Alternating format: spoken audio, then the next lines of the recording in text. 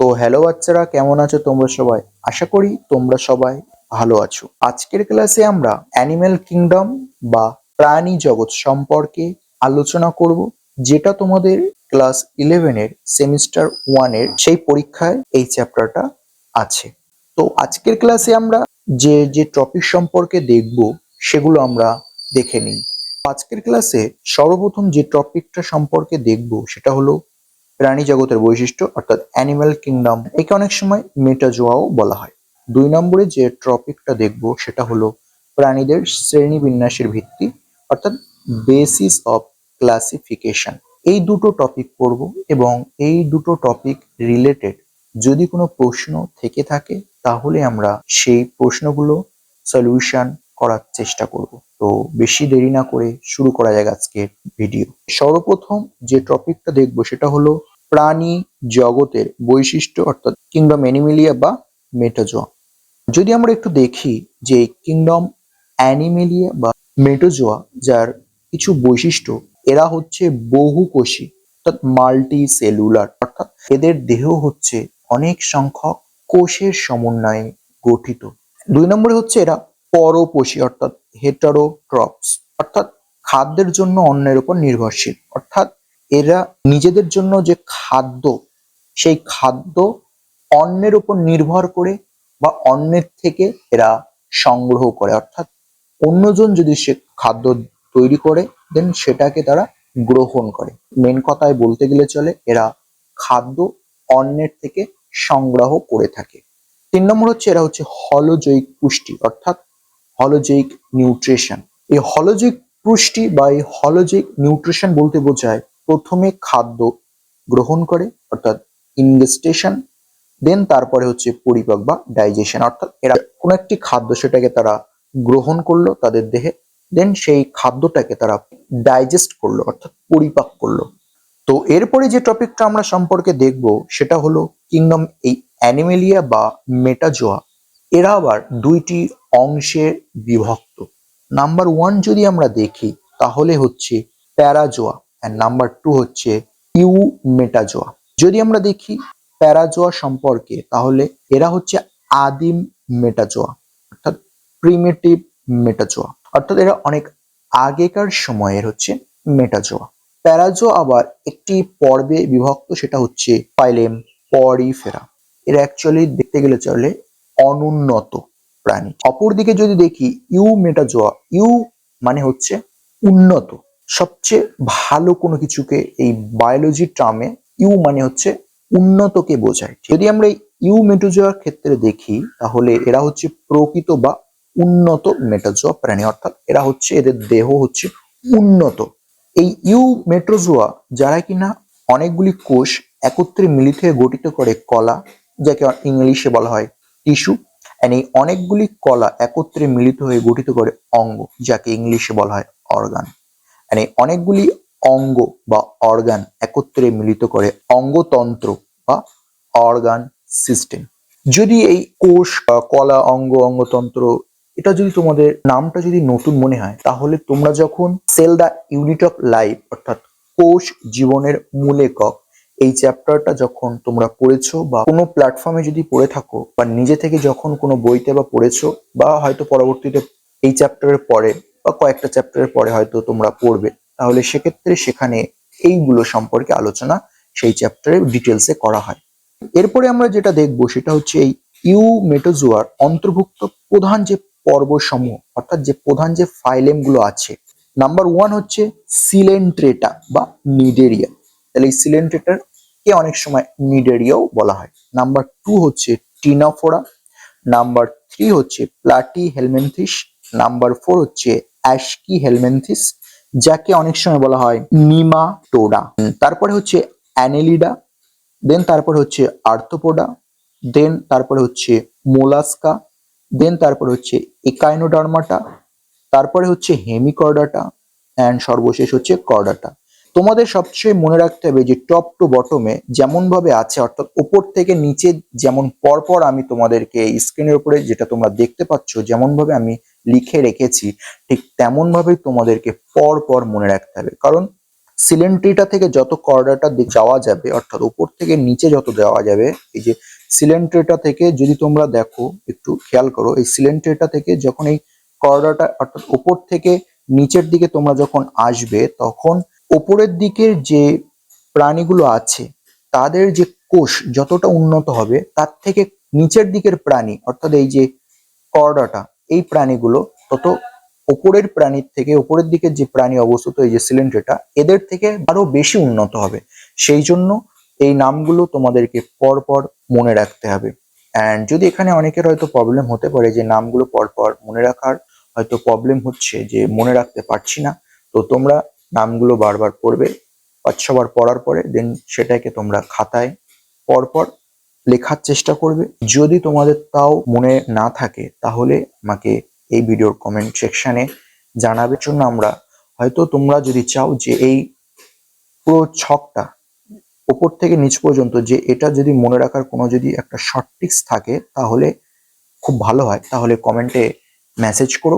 Next ভিডিওতে শুরু করার প্রথমে আমরা এই যে নামগুলো যাতে তোমরা মনে রাখতে পারো এই নামগুলো, তাহলে সেখানে আমরা একটা শর্ট ট্রিক্স দেবো। দেন জাস্ট শর্ট ট্রিক্সটা তোমরা মনে রাখবে, ব্যাস এটাই অনেক।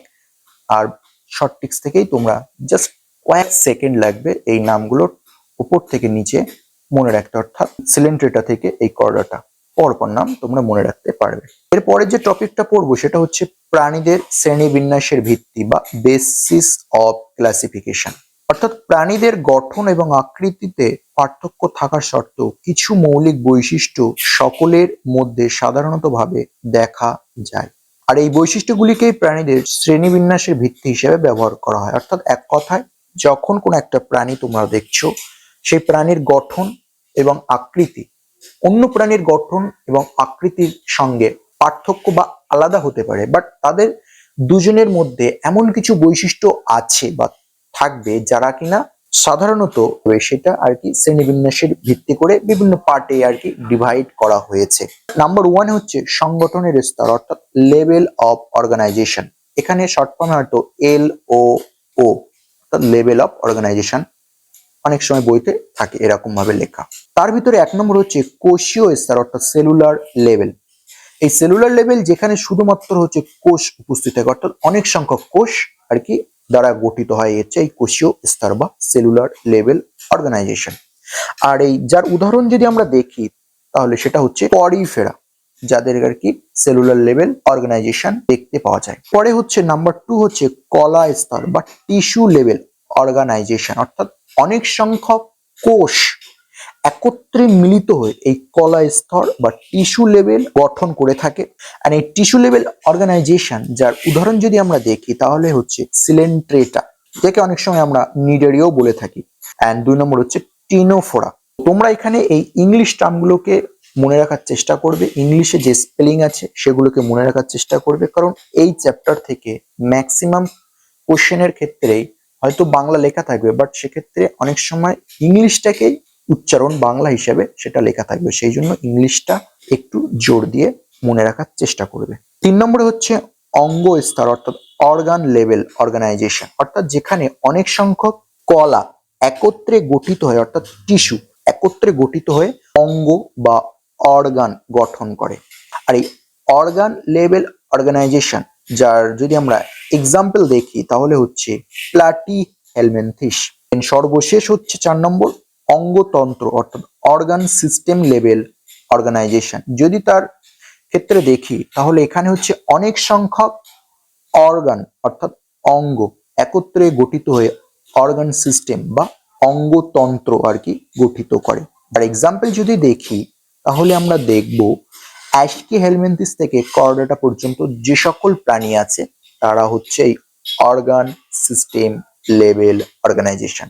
তো এখান থেকে তোমাদের এই এতটা পুরো মনে রাখতে হবে যে আসলে কোনটা কার এক্সাম্পল। হয়তো পরীক্ষায় এমন এমসিকিউ থাকবে যে বা ম্যাচিং থাকবে, যে হয়তো দিয়ে দিল যে সেলুলার লেভেল অর্গানাইজেশন লেফট সাইডে, দেন রাইট সাইডে কিছু এক্সাম্পল দিয়ে দিল যে কোনটা আর কি সেলুলার লেভেল অর্গানাইজেশনের এক্সাম্পল বা উদাহরণ। ঠিক তেমনি এমনি সিম্পল ভাবে কোশ্চেনও থাকতে পারে যে নিচের কোনটি সেলুলার লেভেল অর্গানাইজেশনের উদাহরণ, টিস্যু লেভেলের উদাহরণ, অর্গান লেভেলের উদাহরণ, অর্গান সিস্টেম লেভেলের উদাহরণ। তো সেক্ষেত্রে এখানে প্রত্যেকটি উদাহরণ এবং তার ডেফিনেশন মনে রাখতে হবে। যদি তোমরা উদাহরণ মনে রাখো, ডেফিনেশন যদি মনে না থাকে, তাহলে সেক্ষেত্রে তোমরা সঠিক অ্যান্সার করতে পারবে না। তো সুতরাং 2-4 বার তোমরা আজকের ক্লাসের শেষে 2-4 বার এটাকে রিভিশন করবে। পরের দিন যখন ক্লাস শুরু হবে তার আগে আরেকবার রিভিশন করে নেবে, এবং এই উদাহরণগুলো তোমরা যতক্ষণ তোমাদের মনে না থাকছে 2-4 বার তোমরা খাতায় লিখে লিখে পড়ার চেষ্টা করবে। এরপরে একটা প্রশ্ন আগের স্লাইডে যেটা আমরা পড়লাম, অর্থাৎ অর্গান লেভেল, টিস্যু লেভেল, সেই রিলেটেড এখানে একটা প্রশ্ন দিয়ে দিয়েছে, যে বলছে নিম্নলিখিত কোনগুলি সঠিক। নাম্বার 1-এ বলছে স্পঞ্জ, অর্থাৎ যার ভিতরে হচ্ছে পরিফেরা, যাদের কিনা কোষীয় স্তর গঠন দেখা যায়। যদি আমরা দেখি স্পঞ্জ যাদের কিনা কোষীয় স্তর গঠন দেখা যায়, এটা হচ্ছে সত্য বা সঠিক। তাহলে নাম্বার 1 হচ্ছে সঠিক, নাম্বার 1 হচ্ছে সঠিক। এখানে বলছে শুধুমাত্র 1, তাহলে নাম্বার 1 হচ্ছে সঠিক।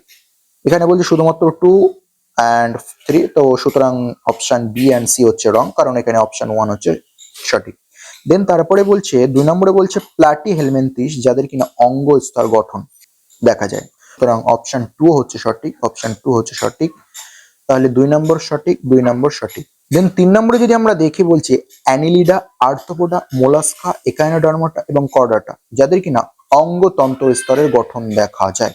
আগের স্লাইডে আমরা দেখেছিলাম Annelida, arthropoda, mollusca, Echinodermata, chordata, এরা হচ্ছে অঙ্গতন্ত্র স্তরের গঠন আর কি দেখায়। তো সুতরাং অপশন সি 3 নম্বর অপশন হচ্ছে তোমার সঠিক। তো সুতরাং 3 নম্বর অপশন সঠিক। এখানে অপশন এতে বলছে শুধুমাত্র A2, তাহলে অপশন এ হচ্ছে রং, তাহলে অপশন এ হচ্ছে রং। তাহলে এই প্রশ্নের সঠিক অ্যান্সার হচ্ছে অপশন ডি। 4 নম্বর অপশন দেখার কোনো প্রয়োজন নেই, কারণ 3টে অপশন সঠিক হয়েছে, আর কোনো অপশন নেই। সুতরাং এই প্রশ্নের সঠিক অ্যান্সার হচ্ছে অপশন ডি। তো আমি যেমন ভাবে কোশ্চেনটা সলিউশন করেছি, ঠিক তেমন ভাবে এক্সামে সলিউশন করার চেষ্টা করবে, অর্থাৎ যে অ্যান্সার গুলো হবে না সেগুলোকে আগে কেটে দেবে, অর্থাৎ সেগুলো কাটা চিহ্ন দিয়ে দেবে সে অপশনগুলোর পাশে। অ্যান্ড দেন তারপরে যে অপশনগুলো থাকবে, সেই অপশনগুলোতে কোন কোন অপশনগুলো হচ্ছে সেই অপশনগুলো করতে থাকো। অর্থাৎ অপশন এতে বলেছে যে ঠিক, তাহলে সেটা ঠিক, সেই অপশনের সঙ্গে যদি অন্য কোনো অপশনে ঠিক থাকে তাহলে সেগুলো ঠিক।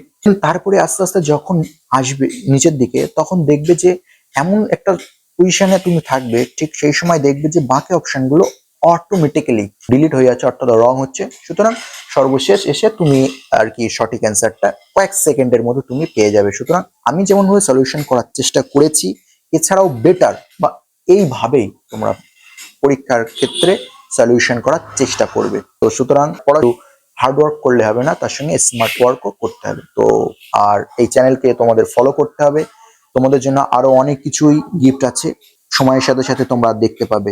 এরপরে যে টপিকটা সম্পর্কে আমরা দেখবো সেটা হচ্ছে 2 নম্বর হচ্ছে প্রতিসাম্য, অর্থাৎ সিমেট্রি। এই সিমেট্রি আবার বিভিন্ন অংশে বিভক্ত। যদি নাম্বার 1 যদি আমরা দেখি, তাহলে দেখবো নাম্বার 1 অপ্রতিসম, অর্থাৎ এসিমেট্রিক্যাল। এই এসিমেট্রিক্যাল যদি আমরা দেখি, অর্থাৎ কোনো প্রাণীর দেহকে কেন্দ্র দিয়ে কাটলে কোনো সমতল দ্বারা সমান 2 ভাগে ভাগ করা যায় না, তখন তাকে বলা হয় এসিমেট্রিক্যাল বা অপ্রতিসম। অর্থাৎ মেন কথা হচ্ছে এমন কিছু প্রাণী আছে যাদের, এই অ্যানিম্যাল কিংডমে এমন কিছু প্রাণী আছে যাদের যদি দেহকে কেন্দ্র দিয়ে যদি তুমি কাটো, তাহলে কোনো সমতল তুমি পাবে না। এসিমেট্রিক্যাল বা অপ্রতিসম এই প্রাণীর যদি এক্সাম্পল যদি তুমি দেখো, তাহলে হচ্ছে অধিকাংশ পরিফেরা। এই অধিকাংশ পরিফেরা যার ভিতরে মেন হচ্ছে তোমার ধরতে পারো স্পঞ্জ। 2 নম্বরে হচ্ছে অরীয় প্রতিসম, অর্থাৎ রেডিয়াল সিমেট্রি।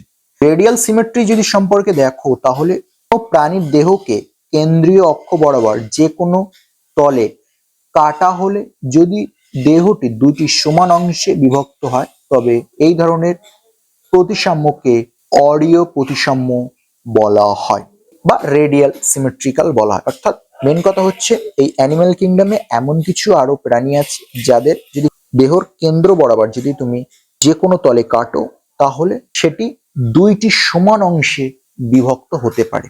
যদি এর ছবি তুমি দেখতে চাও, তাহলে একটুখানি এই ছবিটা ফলো করো। তো এখানে যদি দেখো তুমি যে বাম দিকের যে ছবিটা, সেটা হচ্ছে এই ছবিটা যদি একটু ফলো করো, যে রেডিয়াল সিমেট্রিক্যালের জন্য এটা যদি মাঝ বরাবর তুমি যদি ভাগ করো, এই যে মাঝ বরাবর তুমি ভাগ করলে, দেন এটা তুমি আর কি দুইটি খণ্ডে বিভক্ত করতে পারবে। নাম্বার ওয়ান যদি দেখো একটু, এই যে এই একটা, অ্যান্ড নাম্বার টু যদি তুমি দেখো আরেকটি ভাগে, সেটা হলো এটা। এই দুই একটা দেখো নীল কালারের, আমি এখানে নীল কালারের একটা মার্ক করে দিয়েছি। এই যে নীল কালারের একটা তুমি এখানে ভাগ করতে পারবে, অ্যান্ড লাল কালারের বা লাল রঙের যেটা আর একটা করেছি সেটা এই যে, এই যে দুটো, এই দুইটি ভাগে করা যায় আর কি। অরীয় প্রতিসাম্য যদি বা রেডিয়াল সিমেট্রি, যার এক্সাম্পল হচ্ছে সিলেন্ট্রেটা, টিনোফোরা এবং প্রাপ্তবয়স্ক একাইনোডার্মাটা।